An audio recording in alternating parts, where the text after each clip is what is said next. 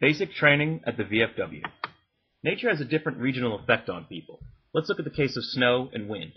In Florida, if there's snow on the ground, most people will think this is the portent of the advent of the apocalypse. In New York, if the winds reach around 60 miles per hour, they close bridges and folks start talking about canceling plane reservations if they had to fly in that kind of wind. 60-mile-per-hour winds are scoffed at in Florida because that doesn't even qualify for a Category 1 hurricane. They won't even leave the beach for that kind of wind. Likewise, in New York, snow, unless the drifts are really high, doesn't even stop sanitation trucks from picking up your trash. February the 12th was one such windy day in New York City. It was also my first shift training behind the VFW bar on Merritt Boulevard. I threw on my overcoat and started walking towards the VFW. I walked west on Linden Boulevard. I decided to take a right onto Marin Place when I realized that I did not have enough time to take the scenic route. The new strategy was to bisect the St. Albans Memorial Park, which would put me on Sayers Avenue and Merritt. Then you go northwest on Merritt to Brinkerhoff Avenue and cross the street to get to the VFW. And that's just what I did, with the wind ruffling the overcoat as if it were a cape. I pressed the buzzer and entered. I saw Willie and Buddy inside, and they told me that I had to wait for Marlene to come in for my training. I went behind the bar and tried to get myself situated. The bar didn't have enough cordials or different types of glassware to make any complicated drinks.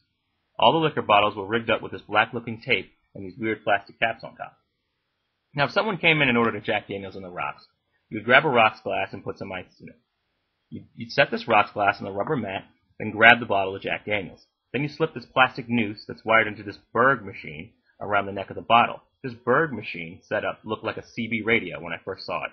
You turn the bottle upside down, and the whiskey would come out and automatically shut off after 1 ounce. The name of the drink and type would register on the touchscreen computer. You then take the cash and close the tab on the computer. For beer and wine, you had to use the touchscreen and press the type of beer or wine on the computer. You'd open the beer and set it on a napkin and then take payment. Then you'd close the tab out and move on. There were 4 types of beer: O'Doul's, Corona, Heineken, and Budweiser. There were 3 splits of wine: White Zinfandel, a Merlot, which was 86, and a Cabernet Sauvignon. There was no speed rack behind the bar, but there were 2 soda guns set up. At one end was 3 slop sinks. 2 were next to each other, and 1 was by itself. Of the 2 next to each other, both were filled with water.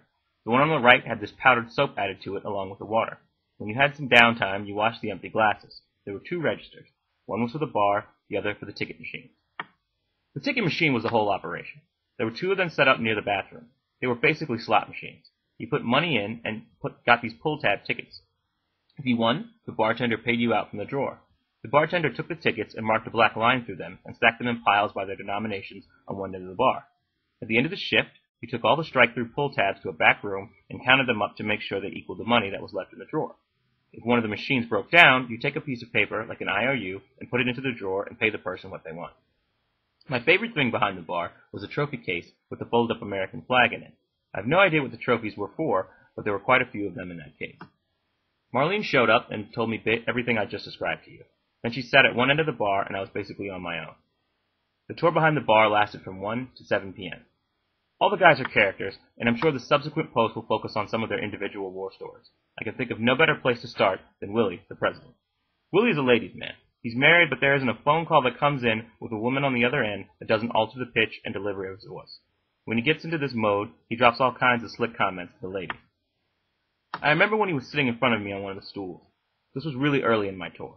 He was saying that all these guys have a lot of fun in here. He also went on to say that he got really messed up in Vietnam. Messed up really bad. He spent 6 months learning how to walk and talk again. He made sure the VFW was involved in a number of different volunteer initiatives in the community.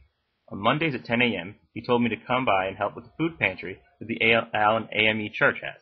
He also teaches a class on post-traumatic stress disorder at the VA hospital.